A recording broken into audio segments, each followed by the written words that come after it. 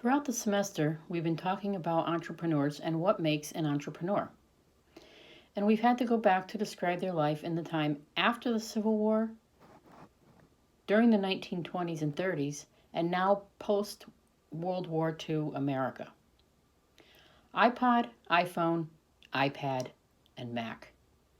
To me, there is no one who personifies that spirit of America and growth and change than Steve Jobs. And thanks to him and Apple IIc, people in the 1980s could cross the Oregon Trail and hope they didn't get dysentery or start their own lemonade stand. During post-World War II America, technology changed. The way that people communicated changed. And all of a sudden, with television, mass communication was becoming more and more popular.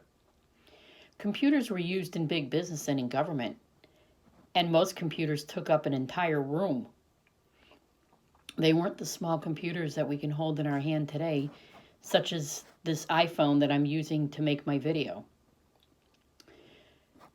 And people had to figure out why they would want this personal computer in their home. Where would they put it, for one thing?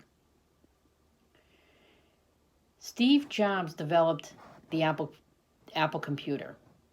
And as said, people had to figure out why they would want this computer in their home. When he came up with the Apple computer, it was worth, in 1976, it was approximately $1,000.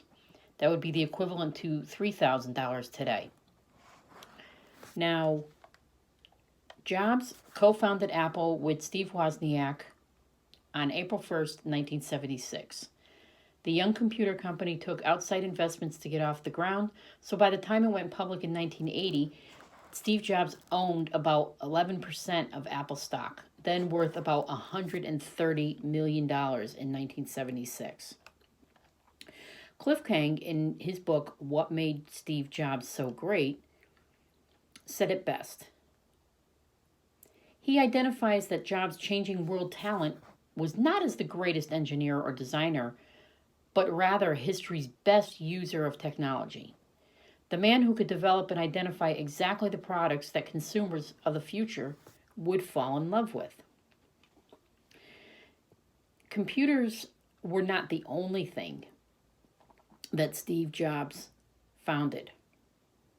Steve Jobs also was the developer and founder of Pixar Studios.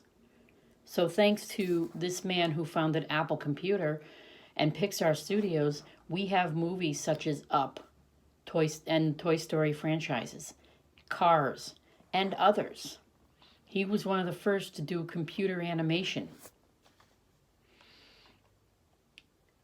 Steve Jobs passed away in October of 2011 of pancreatic cancer.